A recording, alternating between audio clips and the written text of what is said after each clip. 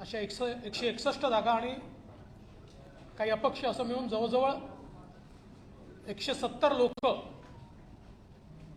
हे त्या ठिकाणी निवडून आले होते। आणि साहजिकच ही अपेक्षा होती की भारतीय जनता पार्टी शिवसेना युतीचं सरकार तयार होईल। त्यावेळी माननीय पंतप्रधानांनी सर्वांच्या उपस्थितीमध्ये भारतीय जनता पक्षाचे मुख्यमंत्री बनेल अशा प्रकारची घोषणा देखील केली होती। परंतु दुर्दैवाने त्या निवडणुकीचे निकाल आल्यानंतर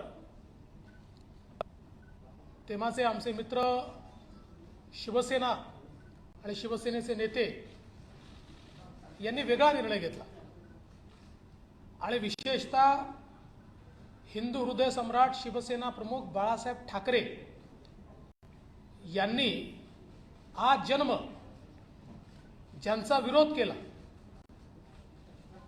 आणि ज्यांनी हिंदुत्वाच्या विचाराचा विरोध केला, स्वातंत्र्यवीर सावरकरांचा विरोध केला, अशा काँग्रेस आणि राष्ट्रवादी काँग्रेस सोबत त्या ठिकाणी युती केली आणि भारतीय जनता पक्षाला बाहेर ठेवलं। हा खरं म्हणजे मॅन्डेटचा अपमान होता। जनतेने वोट हे महाविकास आघाडीला दिले नव्हते, ते भाजप सेना युतीला वोट दिले होते। पण त्या मॅन्डेटचा पूर्णपणे अपमान त्या ठिकाणी झाला आणि महाविकास आघाडी अस्तित्वात आली आणि गेल्या 2.5 वर्षामध्ये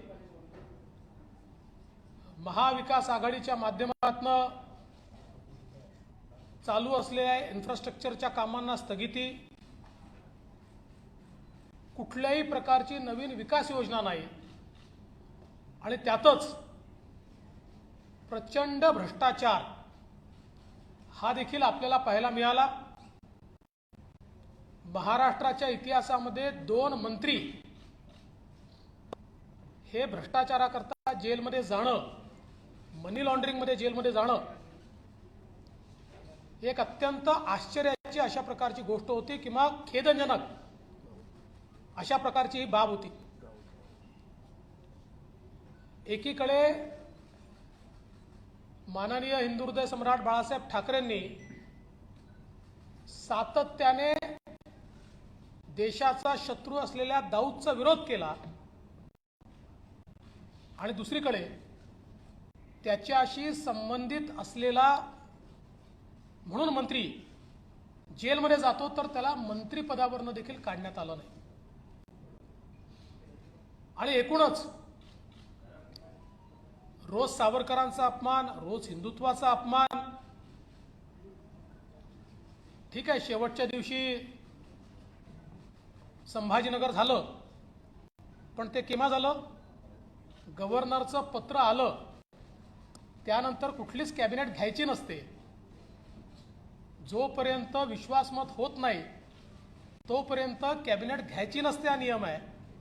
तरीही कॅबिनेट घेऊन मग जाता जाता संभाजीनगर, धाराशिव, दिबा पाटील अशा प्रकारचे निर्णय झाले। ते अर्थात येणाऱ्या सरकारला पुन्हा घ्यावे लागणार आहेत, कारण ते वैध मानले जाणार नाही, पण त्याला आमचं समर्थनच आहे।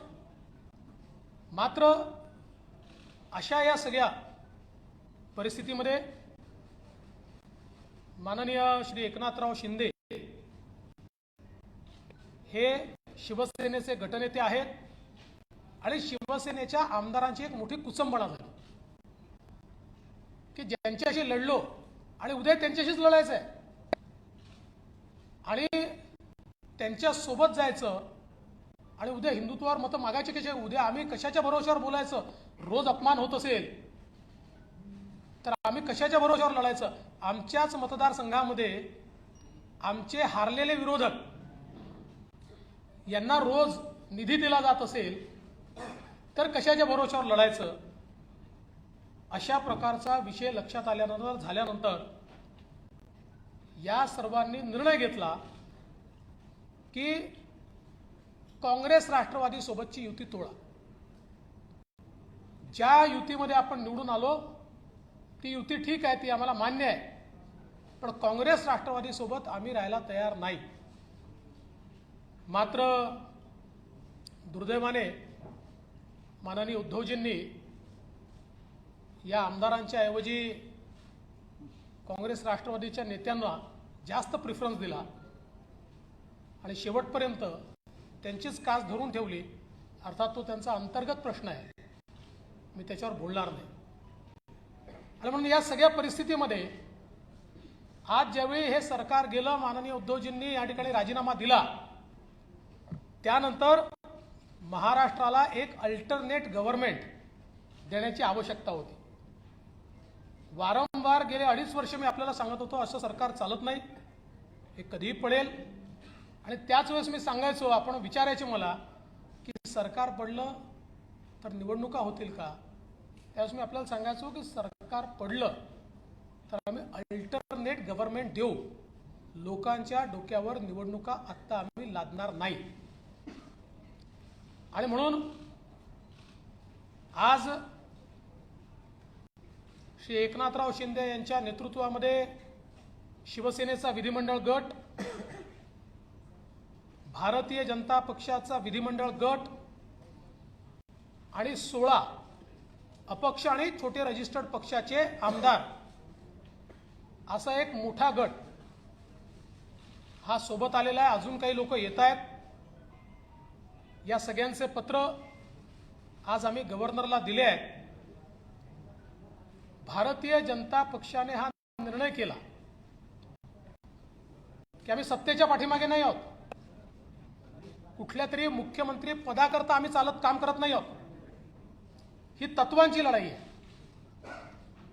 ही हिंदुत्वाची लढाई आहे, ही विचारांची लढाई आहे. आणि म्हणून भारतीय जनता पक्षाने हा निर्णय केला की श्री एकनाथ शिंदे साहेब यांना भारतीय जनता पार्टी समर्थन देईल आणि श्री एकनाथ शिंदे हे मुख्यमंत्री होतील.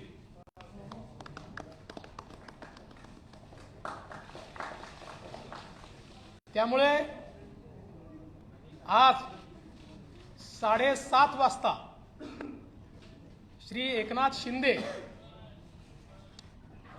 यांचा एकट्याचाच शपथविधी या ठिकाणी होईल. लवकरच पुढची कारवाई करून मग आम्ही एक्सपान्शन करू. या एक्सपान्शनमध्ये शिवसेनेचे शिंदे साहेबांसोबत असलेले अपक्षांमधले आणि भारतीय जनता पक्षाचे असे सगळे लोक या एक्सपान्शनमध्ये या मंत्रिमंडळात येतील. मी स्वतः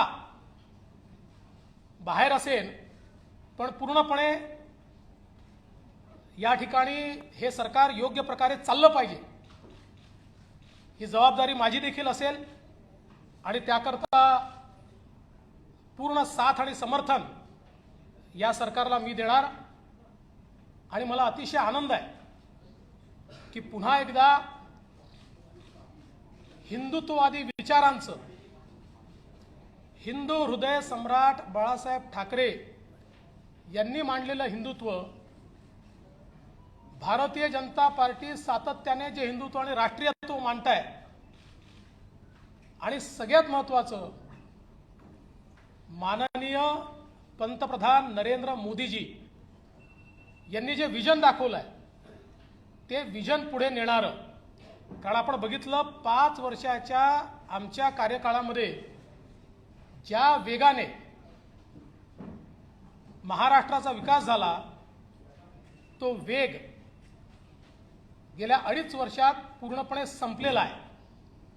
आणि मला विश्वास आहे की एकनाथ शिंदे साहेबांच्या नेतृत्वात मेट्रो असेल, वेगवेगळे प्रोजेक्ट्स असतील, किंवा ओबीसीच्या आरक्षणाचा प्रश्न असेल, इम्पेरिकल डेटा पूर्ण करून माननीय सर्वोच्च न्यायालयामध्ये जाऊन ओबीसीला पुन्हा आरक्षण बहाल करणे हा विषय असेल, किंवा इतर सगळे विषय, मी आता सगळे विषय मांडत नाही, मराठा आरक्षणापासून तर सगळे विषय हे निश्चितपणे एका निश्चित टप्प्यावर जातील. प्रत्येक समाजाला आणि विशेषतः दुर्बल घटकाला न्याय देण्याचा प्रयत्न हे सरकार करेल असा मला विश्वास आहे. आणि म्हणून मी आमच्या सगळ्यांच्या वतीनं श्री एकनाथ शिंदे साहेब यांचं अतिशय मनापासून अभिनंदन करतो आणि त्यांचे आभार मानतो. आज मुझे पता है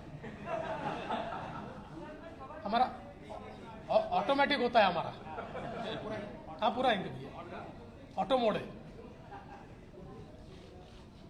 वैसे खबर तो चली गई मराठी में अभी.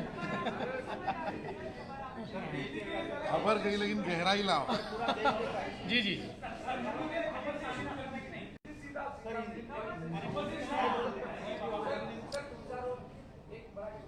देखिए 2019 में भारतीय जनता पार्टी और शिवसेना साथ में चुनाव लड़ी. माननीय प्रधानमंत्री जी के नेतृत्व में हमें पूर्ण बहुमत मिला. बीजेपी को 106 सीटें, शिवसेना को 56 सीटें और कई अन्य लोग हमारे साथ आए. 170 तक हमारी मेजॉरिटी जा रही थी. माननीय प्रधानमंत्री जी ने चुनाव के दरमियान भारतीय जनता पार्टी के मुख्यमंत्री का नाम भी ऐलान किया था, सबको मंजूर भी था. किंतु चुनाव के बाद शिवसेना के नेताओं ने यह निर्णय किया कि हिंदू हृदय सम्राट शिवसेना प्रमुख बाला साहेब ठाकरे जी ने जिन विचारों का जीवन भर विरोध किया, जीवन भर जिनसे लड़ाई की और जिनके बारे में वो कहते थे कि अगर इनके साथ जाना पड़ा तो मेरी दुकान बंद कर दूंगा, ऐसे लोगों के साथ अलायंस किया. और उसके बाद 2.5 साल हमने एक सरकार देखी जिसमें न कोई तत्व थे, न कोई विचार था, न कोई गति थी, न कोई प्रगति थी. जो सरकार चालू इंफ्रास्ट्रक्चर के प्रोजेक्ट्स को बंद कर रही थी, जो सरकार लगातार भ्रष्टाचार के आरोपों से लिप्त थी, जिस सरकार के 2 मंत्री मनी लॉन्ड्रिंग में जेल में गए, दाऊद के साथ रिश्ते, इसका आरोप मंत्री पर लगा, बावजूद उसके जेल में जाने के बाद भी उनको मंत्रिमंडल से हटाया नहीं गया. तो एक प्रकार से पथभ्रष्ट ऐसी सरकार भारतीय जनता पार्टी ने, जिसको लगातार विरोध किया, ऐसी सरकार शिवसेना के माननीय उद्धव जी के नेतृत्व में कांग्रेस एनसीपी की सरकार चली. और इस सरकार के चलते शिवसेना के विधायकों में बड़ा रोष था. उनको लगता था वापस वोट मांगने जाना है और आज तक जो बातें कही उसके विरोध में काम हो रहा है. जिनके खिलाफ जिंदगी भर लड़े उनके साथ बैठे वोट कैसे मांगेंगे. साथ ही में उनकी कॉन्स्टिट्यूएंसी में उनके खिलाफ जो हारा उसको पैसा मिलता था, फंड्स मिलते थे और ये सारी चीजों से एक बड़ा अंद्रेस था. और उसके चलते श्री एकनाथ शिंदे जी के नेतृत्व में शिवसेना के विधायकों ने एक ही मांग की कि कांग्रेस एनसीपी के साथ हम नहीं रह सकते और ये गठबंधन तोड़ा जाए. किंतु उनकी मांग मंजूर नहीं हुई. माननीय उद्धव जी ने हिंदुत्व छोड़ दिया, विचारों को छोड़ दिया और अपने विधायकों से ज्यादा कांग्रेस और एनसीपी की बात दिल को लगाकर रखी और उन्हें ही महत्व दिया. इसके चलते इन विधायकों ने अपनी आवाज बुलंद की. मैं इसको बगावत नहीं कहूंगा, ये आवाज बुलंद की और आवाज बुलंद करके इन विधायकों ने ये कहा कि आप बाहर निकलिए, नहीं तो हम इनके साथ नहीं रहेंगे. और ऐसे समय जब सरकार के पास बहुमत नहीं रहा और मुख्यमंत्री जी ने इस्तीफा दिया, तो हम ये लगातार पिछले 2.5 साल में कहते थे कि अंतर्विरोध से भरी हुई सरकार है, ऐसी सरकारें चलती नहीं है, और ये सरकार जब गिरेगी तो एक अल्टरनेट गवर्नमेंट हम देंगे, हम महाराष्ट्र पर चुनाव नहीं ला देंगे। इसलिए एकनाथ शिंदे जी के साथ शिवसेना जो है, शिवसेना के नेता के रूप में आज उन्होंने मुख्यमंत्री पद के लिए अपना क्लेम माननीय राज्यपाल जी को दिया। भारतीय जनता पार्टी के हमारे गुट ने उनको पूरा समर्थन दिया। हमारे 106 और उसके साथ साथ उनके साथ और हमारे साथ जो इंडिपेंडेंट्स और छोटी पार्टियां हैं, इन सभी के समर्थन का पत्र आज हमने सौंपा है और गवर्नर साहब ने श्री एकनाथ शिंदे जी को 7:30 बजे शपथ के लिए न्योता दिया है।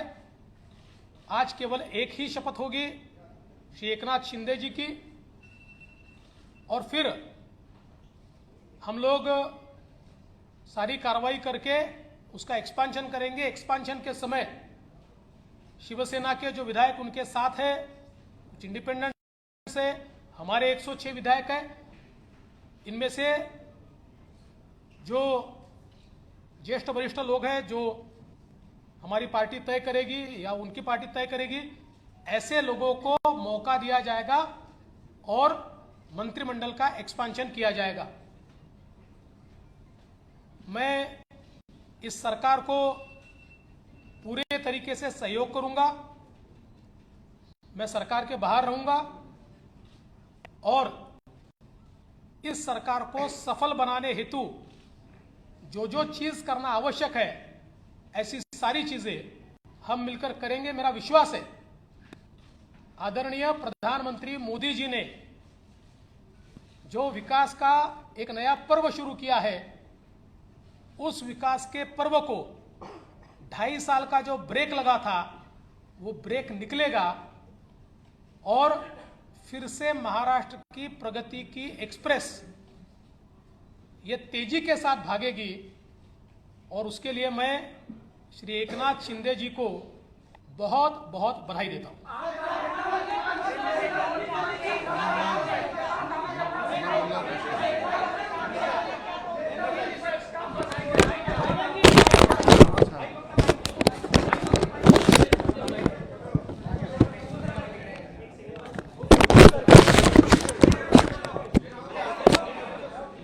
चालू है कभी?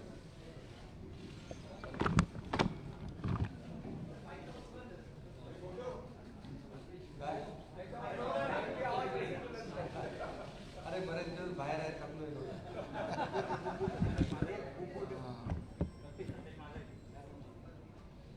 आजच्या पत्रकार परिषदेमध्ये उपस्थित राज्याचे विरोधी पक्षनेते देवेंद्र फडणवीस साहेब आणि सर्व इतर मान्यवर आणि पत्रकार बांधवांनो,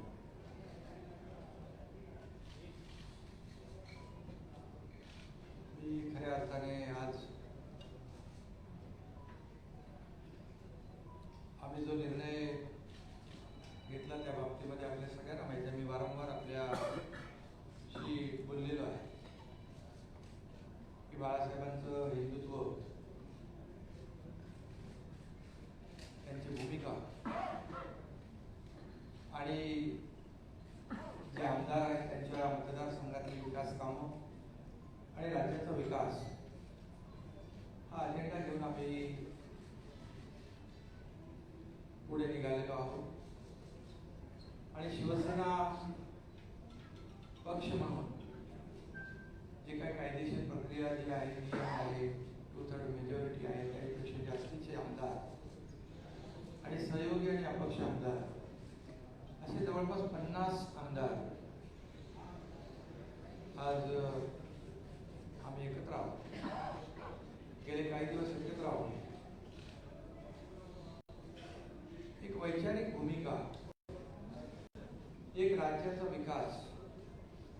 जे काही 2.5 वर्षापूर्वी घडलं ते आपल्या सगळ्यांना माहीत आहे. फडणवीस साहेबांनी त्या बाबतीमध्ये भाष्य केलेलं आहे. गेल्या काही काळामध्ये आम्ही मुख्यमंत्री महोदयांना, आमदारांनी देखील आपल्या मतदारसंघातल्या समस्या असतील, विकास प्रकल्प असतील, अडचणी असतील, या बाबतीमध्ये वारंवार माहिती दिली आणि करावयाची याची मागणी देखील केली. मी देखील अनेक वेळा त्यांच्याबरोबर चर्चा केली. जी काही आपली नैसर्गिक युती होती, आपण एकत्र निवडणुका लढवल्या आणि त्यानंतर महाविकास आघाडी स्थापन झाली. परंतु त्या बाबतीमध्ये आमदारांमध्ये असलेली जी काही नाराजी होती आणि मतदारसंघामधले जे प्रश्न किंबहुना पुढच्या निवडणुकीमध्ये निवडणूक लढवणे किंवा जिंकणे यामध्ये देखील येणाऱ्या अडचणी, हे सगळं लक्षात घेऊन आणि कुणाला काहीतरी पाहिजे, कुणाला काही मंत्रीपद पाहिजे किंबहुना आणखी काही वैयक्तिक स्वार्थ, असं कुठलाही मनामध्ये न ठेवता आतापर्यंतच्या महाराष्ट्रातल्या घटना आपण जर पाहिल्या तर अपोजिशन कडून आपण रुलिंगकडे जात असतो. परंतु हे जे काही घटना आहे ते रुलिंग कडून अपोजिशनकडे जाण्याचा एक प्रकारचा, तसं बघितलं तर तशी घटना आहे. कारण मी देखील मंत्री होतो, नगरविकास मंत्री, आणि माझ्यासोबत देखील अन्य मंत्री या मंत्रिमंडळामध्ये काम करत होते. परंतु राज्याच्या हिताच्या दृष्टीने, भविष्याच्या दृष्टीने जे काही घडत होतं, काही मंत्रिमंडळातले सहकारी त्यांच्यावर ज्या काही झालेल्या कारवाया असतील, आणखी अनेक इश्यू होते. महाविकास आघाडीमुळे ते निर्णय घेता येत नव्हते. आता काही आम्ही जेव्हा एक बाळासाहेबांची वैचारिक भूमिका घेऊन पुढे गेलो हिंदुत्वाची, त्यास काही निर्णय झालेले आहेत, त्याचं स्वागतच आम्ही केलेलं आहे. परंतु हे सगळे पूर्वीच आपण करायला पाहिजे होते. परंतु महाविकास आघाडीमुळे काही मर्यादा असू शकतील. पण हे सगळं होत असताना आपल्याला माहित आहे की 50 आमदार, म्हणजे 40, 39 आणि बाकी 50 आमदार जेव्हा वेगळी भूमिका घेतात, याचा अर्थ, त्याचं कारण, त्याचं आत्मपरीक्षण करण्याची आवश्यकता होती. कारण एखादा ग्रामपंचायत सदस्य किंवा नगरसेवक देखील आजच्या काळामध्ये अशा प्रकारचं पाऊल उचलताना आपल्याला दिसत नाही. मग एवढ्या मोठ्या प्रमाणावर हे 50 लोक एकत्र येतात. आणि मला तर काय, मी नगरविकास मंत्री होतो, मला ज्या काही अडचणी होत्या त्या बाजूला राहू द्या. परंतु हे जे आमदार आहेत त्यांच्या मतदारसंघातले जे प्रश्न, इश्यू, समस्या, ह्या सगळ्या त्यांनी मला सांगितल्यानंतर, आणि त्यांनी मला सांगितलं की आपल्याला, आपण 3, 4, 5 वेळा प्रयत्न केला, परंतु दुर्दैवाने त्याच्यामध्ये यश मिळालं नाही. आणि म्हणून हा निर्णय घ्यावा लागला. आणि तो निर्णय आम्ही घेतला राज्याच्या हितासाठी, महाराष्ट्रातल्या जनतेच्या मनामध्ये असलेल्या अपेक्षा. आणि म्हणून आज त्या निर्णयाबरोबर देवेंद्र फडणवीस साहेबांनी जो निर्णय घेतला, आज भारतीय जनता पक्षाकडे जवळपास 106 आणि इतर अपक्ष जवळपास 120चा आकडा, संख्याबळ त्यांच्याकडे आहे. असं असताना देखील खरं म्हणजे मुख्यमंत्री पद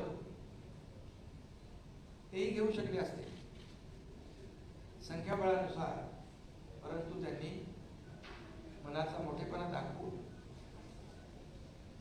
बाळासाहेबांच्या शिवसैनिकाला या ठिकाणी पाठिंबा दिला. त्याबद्दल त्यांना मनापासून मी, त्यांनी जे मोठं आदरणीय पंतप्रधान महोदय मोदी साहेब असतील, त्याचबरोबर गृहमंत्री अमितजी शहा साहेब आहेत, देवेंद्रजी आहेत आणि त्यांचे सर्व सहकारी इकडे बसलेले आहेत. त्यांचं मनापासून मी खऱ्या अर्थाने आभार मानतो, त्यांना मनापासून धन्यवाद देतो. ही एक ऐतिहासिक घटना आहे. हे कुणाला तर काहीतरी पद पाहिजे, मंत्रीपद पाहिजे, मुख्यमंत्री पद पाहिजे असं काहीच नाही. मी देखील कुठलीच अपेक्षा केली नव्हती, परंतु जे काय घडलेलं आहे हे वास्तव आपल्या समोर आहे. जी काय अपेक्षा या राज्यातल्या जनतेची आहे ती अपेक्षा पूर्ण करण्यासाठी दिवस रात्र आम्ही सगळेजण मिळून एक करू आणि राज्याला विकासाकडे नेण्याचं काम नक्की केलं जाईल.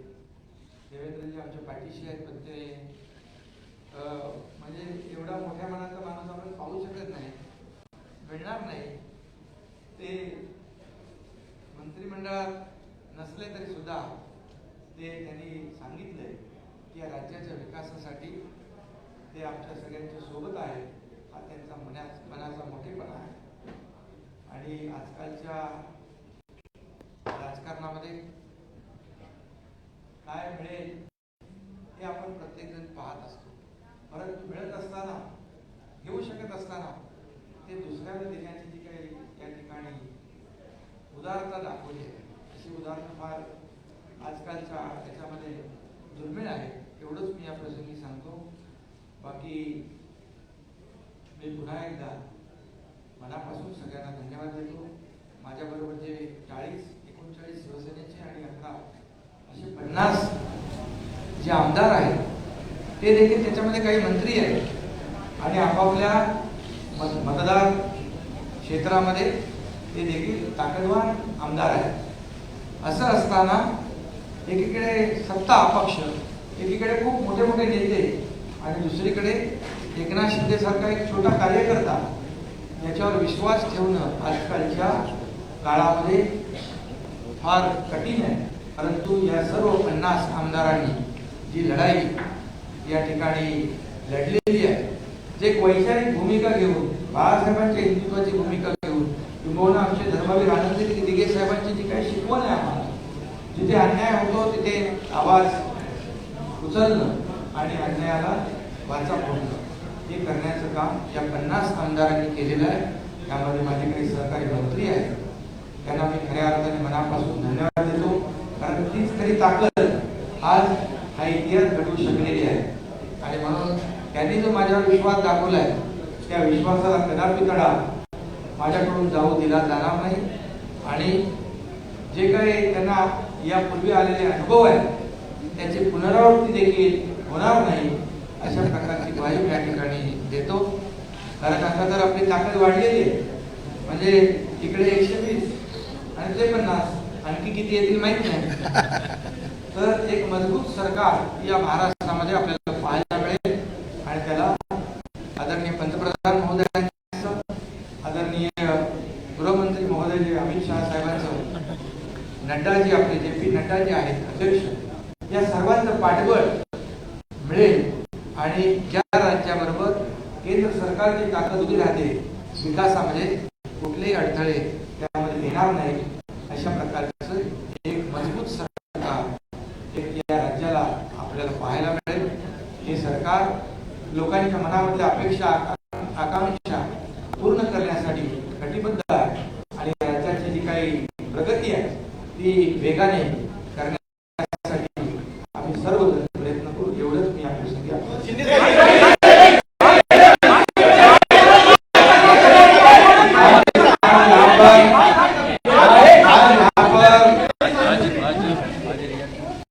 आज यहाँ पर मैं सभी लोगों का तहे दिल से स्वागत करता हूँ.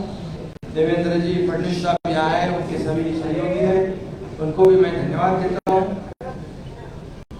और आप सभी लोगों का मैं स्वागत करता हूँ.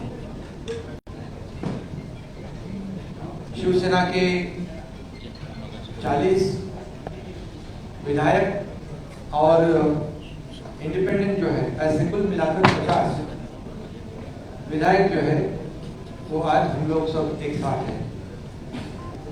आप सब लोग जानते हो, पिछले कई दिनों से हम लोग आपसे भी बातचीत कर रहे हैं लगातार। हम लोगों ने हमारे शिवसेना प्रमुख बाला साहेब ठाकरे जी की हिंदुत्व की जो भूमिका है, उनके जो विचार है, हमारे धर्म में आनंद के सामने जो हमें सीख दी है, ये इसको आगे हम लोग बढ़ाने की कोशिश कर रहे हैं।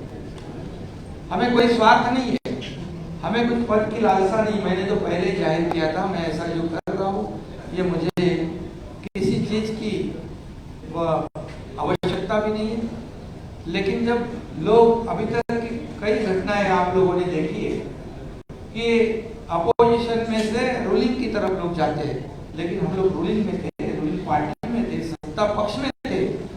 मैं भी नगर विकास मंत्री, मेरे साथ कई मंत्री और कई विधायक जो 50 की संख्या में है, ये सब 50 लोगों ने एक वैचारिक भूमिका लेकर इस राज्य के हित की बात, इस राज्य के विकास की बात और जो उनके चुनाव क्षेत्र में दिन प्रतिदिन जो समस्याएं खड़ी हो रही है, कल चुनाव में जीतने का जितना मुश्किल हो जाएगा, ये ध्यान में रखते हुए जो महाविकास आघाड़ी सरकार में जो अन्य पक्ष है, मैं किसी के ऊपर टिप्पणी नहीं करूंगा, लेकिन अन्य पक्षों के माध्यम से उनके चुनाव क्षेत्र में जो कठिनाई पैदा हो रही है, उनको जो प्रॉब्लम खड़ी हो रहे और भविष्य में उनका जो मतदाता है, जिन्होंने उनको चुन के दिया है, उनके लिए वो कुछ कर नहीं पाए, तो चुनाव कैसे लड़े, उनको कैसे पेश करे, ऐसी दुविधा में वो सब पड़े थे। और उन्होंने मुझे कहा कि हम लोग ने बार बार कोशिश की कि इसके साथ ये इसमें करेक्शन हो जाए। जो हम लोग पहले अलायंस में चुनाव लड़े थे, शिवसेना और भारतीय जनता पार्टी, ये नेचुरल अलायंस है, तो नेचुरल अलायंस के खिलाफ होकर हम लोग ने महाविकास आघाड़ी में अब कुछ करेक्शन हो जाए तो ठीक हो जाएगा और दोनों विचारधारा वाली पार्टी जो है इस राज्य का विकास करेगी। लेकिन हम लोगों ने कोशिश की, मैंने भी कोशिश की, लेकिन हमें सफलता नहीं मिली, दुर्भाग्य से। और इसलिए ये जो कदम उठाया है, ये किसी को मंत्री या किसी, क्योंकि मंत्री हम लोग थे, किसी को कुछ पाने के लिए ऐसा नहीं हुआ। ये निर्णय जो हुआ है एक आइडियोलॉजी की बात है, ये बाला साहब ठाकरे जी की हिंदुत्व की बात है और इस राज्य के विकास की बात है। इसे हम एजेंडा ये आगे लेके जा रहे थे और आज मैं धन्यवाद दूंगा। देवेंद्र जी ने अभी यहाँ पर कहा कि हम लोग बाला साहब ठाकरे जी के शिव सैनिक को समर्थन दे रहे हैं। ये उनके दिल का बहुत बड़प्पन है। ऐसा कभी कोई करता नहीं जिसके पास 120 विधायक है, जिसके पास 120 विधायक होने के बावजूद ऐसा कोई ग्राम पंचायत और नगर सेवक का पद भी नहीं छोड़ता है। ये तो मुख्यमंत्री पद है और ये आज उन्होंने शिवसेना प्रमुख बाला साहेब ठाकरे जी के एक सैनिक को एक सपोर्ट किया है। इसलिए मैं आदरणीय पंतप्रधान नरेंद्र जी मोदी साहब को धन्यवाद देता हूँ, उनका आभार मानता हूँ। वैसे ही मैं गृह मंत्री अमित जी शाह साहब को भी धन्यवाद देता हूँ, उनका आभार व्यक्त करता हूँ। जेपी नड्डा के अध्यक्ष, उनका भी धन्यवाद। और खास करके मैं देवेंद्र जी को धन्यवाद देना चाहता हूँ, क्योंकि वो खुद भी इस पद को प्राप्त कर सकते थे, लेकिन उन्होंने कहा है मैं भले मंत्रिमंडल में नहीं, लेकिन मैं इस राज्य के विकास के लिए सरकार के साथ हूँ। ऐसा जो इस राज्य में नहीं बल्कि देश में ऐसी मिसाल, एक मिसाल होगी। और आज के जमाने में ऐसा करना मुझे नहीं लगता ऐसा कोई कर सकता है, और इसलिए मैं उनको धन्यवाद देता हूँ। उनके सभी सहयोगी जो है उनको भी धन्यवाद देता हूँ। इतना ही मैं कहूँगा, जो विश्वास भारतीय जनता पार्टी ने हमारे जो 50 विधायक है उनके ऊपर जताया है, आदरणीय पंतप्रधान महोदय जी ने, आदरणीय केंद्रीय गृह मंत्री महोदय जी ने, भारतीय जनता पार्टी के अध्यक्ष, उन्होंने जो विश्वास जताया है उसको निश्चित रूप से हम लोग सार्थ करने की कोशिश करेंगे। और जो 40 और 10-50 विधायक जो है उनके बलबूते पर ये हम लोग यहाँ तक लड़ाई लड़ी है, एक वैचारिक लड़ाई है और उनको भी मैं धन्यवाद दूंगा कि एक तरफ पूरी सत्ता है, एक तरफ पूरी सरकार है, एक तरफ बड़े बड़े नेता है। मैं तो उनके सामने एक छोटा कार्यकर्ता के रूप में मैं अपने आप को समझता हूँ, लेकिन 50 लोगों ने मुझ पर जो विश्वास और जो भरोसा जताया है उसे कभी भी मैं बिल्कुल तोड़ूंगा नहीं, उस पर खरोच भी नहीं मैं आने दूंगा। और उनको पहले जो अनुभव आया है पिछले 2.5 साल में, उसकी पुनरावृत्ति नहीं होगी, इसकी भी मैं पूरी तरह खबरदारी लूंगा। इतना मैं कहूँगा। और राज्य को आगे बढ़ाने के लिए जो भी करना है विकास के लिए हम सब, आप लेकिन हमारे साथ रहिए। एक मिनिट पहिले सगळ्यात पहिल्यांदा आपल्या माध्यमातून मी आमच्या तमाम कार्यकर्त्यांना विनंती करणार आहे, पाऊस खूप आहे, मांडव टाकलेला नाही आहे, कोणाला निमंत्रण जाऊ शकत नाही आहे, त्यामुळे छोटा शपथविधी सोहळा होत असल्यामुळे सगळ्या कार्यकर्त्यांची मी माफी देखील मागतो। भाजपचे असतील, एकनाथजींसोबत असलेले शिवसेनेचे असतील, की कोणालाही प्रवेश या ठिकाणी मिळणार नाही, त्यामुळे कोणी इथे येण्याचा प्रयत्न करू नये असंही मी आपल्या माध्यमातून त्या सगळ्यांना विनंती करतो।